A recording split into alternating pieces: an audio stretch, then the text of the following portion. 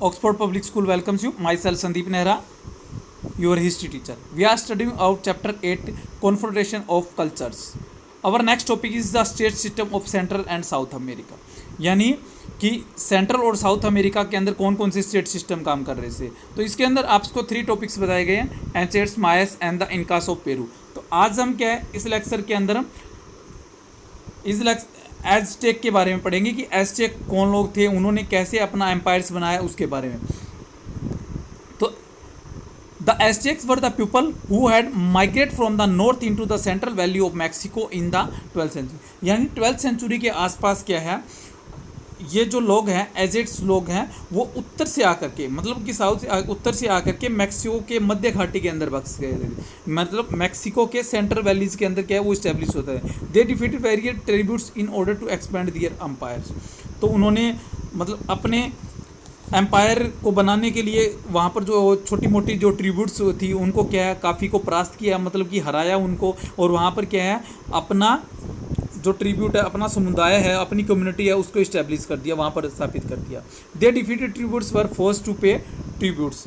तो वो क्या है, जिन लोगों को उन्होंने पराजित किया था वो उनसे क्या है नजराना मतलब टैक्स होता है एक तरह का, मतलब पे देना पड़ता है। तो उन ट्रिब्यूट से वो क्या लेते थे, पे भी ले करते, मतलब पैसे भी क्या है नजराना भी वसूल करने लगे थे कि आप हमसे हार चुके हो, हम आपको तभी रहने देंगे जब कुछ पैसे वगैरह दो। तो इसकी क्या है मेन फीचर कौन कौन सी थी, कल्चर फीचर्स के बारे में, सोसाइटी के बारे में, आर्ट के बारे में है, एजुकेशन के बारे में है, वो कौन कौन सी। तो फर्स्ट है सोसाइटी, यानी कि उनका समाज कैसा था। तो जो एज़टेक है वो समाज क्या है हायरार्किकल सोसाइटी था, मतलब श्रेणीबद्ध था, एक क्रम में मतलब बंधा हुआ था।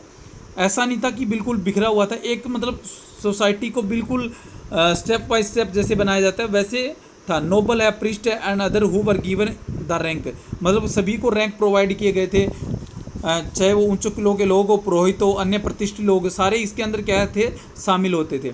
वर इंक्लूड इन द नोबल्टी, ये सारे के सारे नोबल्टी में आते थे। तो they hereditary nobles were small in number, तो नंबर के हिसाब से ये क्या बड़े और छोटे भी होते थे।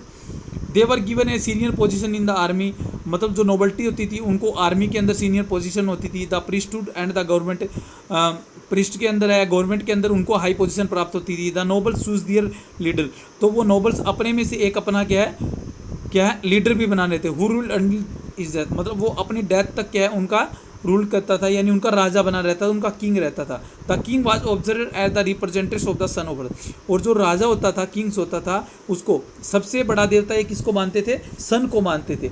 तो अर्थ के ऊपर क्या है वो सन का ही रिप्रेजेंटेटिव करता था, यानी जो सूर्य देवता है उसका रिप्रेजेंटेटिव माना जाता था, सबसे बड़ा रिप्रेजेंटेटिव माना जाता था। दीज वर वेरियस, वो क्या होता थे योद्धा होते थे, लड़ाई मतलब झगड़ा युद्ध में भाग लेने वाले, परिष्ठ होते थे, नोबल्स होते थे। Traders were also given A number of privilege, इसके अलावा क्या है व्यापारियों को भी कुछ क्या है विशेष मतलब अथॉरिटी, विशेष अधिकार मिले हुए थे। They often worked for the government of the ambassadors and spices, तो वे प्राय क्या है जो गवर्नमेंट के जैसे राजदूत वगैरह होते हैं या गुप्तचर होते हैं, उनकी क्या है सेवा का अवसर क्या है इनको दिया जाता था। इसके अतिरिक्त क्या है फिजिशियंस है, टैलेंटेड आर्टिस्ट है, टीचर्स है, उनको भी रिस्पेक्ट थी, सोसाइटी के अंदर काफ़ी रिस्पेक्ट होती थी। तो ये उनके सोसाइटी के बारे में था। नेक्स्ट है रिक्लामिनेशन एंड द कंस्ट्रक्शन वर्क्स, मतलब कि रिक्लामेशन मतलब होता है भूमि का उद्धार करना, भूमि को सुधारना। तो वो कैसे किया और कंस्ट्रक्शन का क्या क्या काम करते थे। तो दो एज़टेक्स थे है लिमिटेड लैंड, उनके पास क्या थी भूमि का, मैक्सिको के अंदर आप अब भी देखोगे तो भूमि क्या है काफ़ी कम है, मतलब लिमिटेड भूमि थी। सो थे अंडरटुक द रिक्लामेंट्स, इसलिए उन्होंने भूमि का सुधार किया, उनका रिक्लामेशन किया, उसका उद्धार किया। दे मेड आर्टिफिशियल लैंड, मतलब उस टाइम में ही यानी 15 या 16 सेंचुरी के अंदर ही उन्होंने क्या है आर्टिफिशियल लैंड बनाए, जिनको क्या है चिनाम्पास के नाम से जाना जाता है। ये मैक्सिको की लेक के अंदर बनाए गए थे। तो पूछ भी लिया जाता है चिना पास क्या होते हैं, तो ये आर्टिफिशियल इजलैंड थे जो मैक्सिको की लेक में बनाए गए। तो कैसे बनाया जाता है weaving hug reed mats and the covering with the mud and plants, मतलब कि रीड मैट होते हैं सरकंडे जिनको आप बोलते हो, तो उनका क्या है एक जाल बना करके क्या पानी में छोड़ा जाता था, उसके ऊपर मिट्टी और पत्ते वगैरह है वो डाले जाते थे, और इस तरह से उन्होंने इजलैंड बनाए थे। Canal works contribution between the these expendable fertile island, तो इस तरह की ये उपजाऊ जो फर्टाइल जो फर्टिलाइजर्स इसलैंड बनाए गए थे, उनके अंदर बीचों बीच से क्या कैनाल्स बनाएगी ताकि एग्रीकल्चर किया जा सके। और यहाँ पर क्या कैपिटल सिटी का नाम भी दे रखा है, एक जो कैपिटल सिटी थी वो टेनोकटिटलान, वो एक सिटी भी यहाँ पर क्या बसाई गई थी 1325 के अंदर। उसके अब क्या उन्होंने कंस्ट्रक्शन का क्या काम किया था, तो जो सिटी बनाई थी उन्होंने एक अपनी कैपिटल बनाई थी, कैपिटल सिटी, उसके अंदर काफ़ी प्लेसेस बनाए, महल वगैरह बनाए, पिरामिड्स बनाए, जो क्या इस झील के बाहर तक भी दिखाई देते थे, काफ़ी दूर तक दिखाई देते थे। इसके अलावा उन्होंने काफ़ी मोस्ट पॉपुलर टेम्पल्स भी बनाए थे, जो किसको रिप्रेजेंटिव करते थे, उनके या तो क्या है गॉड्स ऑफ वार, युद्ध के देवता को, या सन को, या सूर्य देवता का रिप्रेजेंटेशन करते थे। This was because the Aztecs were frequently engaged in wars. तो इस तरह से हम कह सकते हैं कि वो युद्ध को भी बहुत ज़्यादा महत्व देते थे। नेक्स्ट है रूरल बेस ऑफ एम्पायर, उनका ग्रामीण आधार क्या था। तो उस समय आप कह सकते हो कि पूरे अगर वर्ल्ड की बात करें कि सारा का सारा वर्ल्ड ही किसके ऊपर डिपेंड था, एग्रीकल्चर के ऊपर डिपेंड था। तो रूरल बेस होना क्या है, काफ़ी कंपलसरी भी है। क्रॉप्स लाइक कॉर्न है, स्क्वैश है, बीन्स है, मैनिक्स रूट्स है, पंपकिन्स है, पोटैटो है, एक्स्ट्रा, ये सारा का सारा कल्टीवेशन वहाँ पर क्या है किया जाता था। तो यहाँ पर क्या है भूमि का स्वामित्व, यानी क्लांस, या ये जो होते थे कुल बोलते थे, क्लांस का मतलब कुल होता है। कुल was the owner of the land, पूरी की पूरी भूमि होता था उसका ओनर क्या है, कुल माना जाता था। कुल मतलब एक समुदाय जो होता है वो सारा माना जाता था। It was not owned by any individual, किसी की पर्सनली क्या है, किसी की इंडिविजुअल क्या है वो नहीं होती थी, लैंड नहीं होती थी, बल्कि पूरे क्लान्स की होती थी। The clans are organize public contribution work, और मिलजुल करके काम करते थे। Peasants like European serfs cultivation land owned by the नोबल्टी।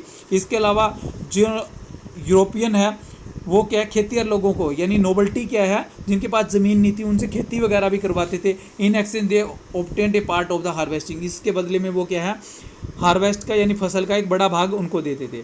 सबसे बड़ी बात है इनकी एजुकेशन पॉलिसी, यहाँ सबके लिए एजुकेशन थी, वो मैन वुमेन मतलब बॉयज़ गर्ल्स सबको क्या है वो शिक्षा देने चाहते थे। They made sure that all children must attend their school, वो चाहते थे कि सभी बच्चे क्या स्कूल जाए।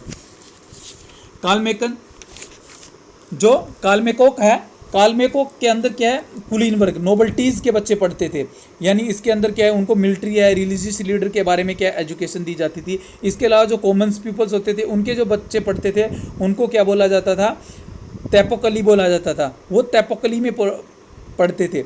जो उनके आस पड़ोस के अंदर ही छोटे छोटे मतलब स्कूल हैं उनको तैपोकली बोला जाता था, वो होते थे। उनके अंदर उनको धर्म की शिक्षा, रिलीजियस की, हिस्ट्री के बारे में पढ़ा जाता, मिथ्स के बारे में, कैरिमोनिकल्स के बारे में, मिथकों के बारे में, कैरिमल्स के बारे में पढ़ाया जाता, गीत वगैरह मतलब जो होते हैं सॉन्ग वगैरह उनके बारे में। इसके अलावा बॉयज़ होते थे उनको मिलिट्री ट्रेनिंग दी जाती थी, एग्रीकल्चर की ट्रेनिंग दी जाती थी। गर्ल्स होती थी उनको डोमेस्टिक स्किल सिखाई जाती थी। तो ये इनकी एजुकेशन पॉलिसी थी।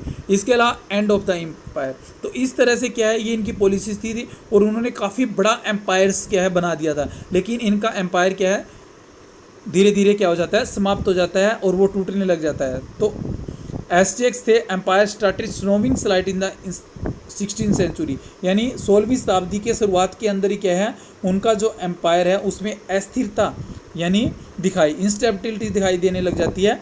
और 1561 के अंदर क्या है ये क्या है एंड की तरफ, अंत की तरफ चला जाता है। तो अगर हम अचीवमेंट की बात करें तो मैं आपको कुछ अचीवमेंट बताता हूँ जो आप अपनी तरफ से नोट्स में डाल सकते हो। जैसे कि पावरफुल एम्पायर, तो एस्टिक थे, उन्होंने पावरफुल एम्पायर्स बनाया था। उन्होंने अपने पूरे एम्पायर को क्या है 38 प्रोविजंस के अंदर क्या है डिवाइड कर दिया था। इसके अलावा उन्होंने क्या है अपने कैलेंडर बनाए थे और उस कैलेंडर में उन्होंने 260 डेज, एक साल के अंदर क्या है 260 डेज डाले थे। इसके अलावा यूज़ ऑफ मेटल्स किया था उन्होंने, क्या है किस तरह से मेटल को क्या कर सकते हैं सॉफ्ट मेटल के अंदर ट्रांसफ़र करना है, ये उन्होंने सीख लिया था। इसके अलावा काफ़ी देवी देवताओं के बारे में, सन वगैरह के बारे में, रिलीजियस के अंदर भी क्या है उनका काफ़ी बिलीव था। तो अगर अचीवमेंट के बारे में पूछा जाए तो आप पॉइंट्स लिख सकते हो, जैसे पावरफुल एम्पायर है, कैलेंडर है, यूज़ ऑफ मेटल्स है, रिलीजियस है, एक्स्ट्रा। तो ये आपका टॉपिक था। Okay, thank you.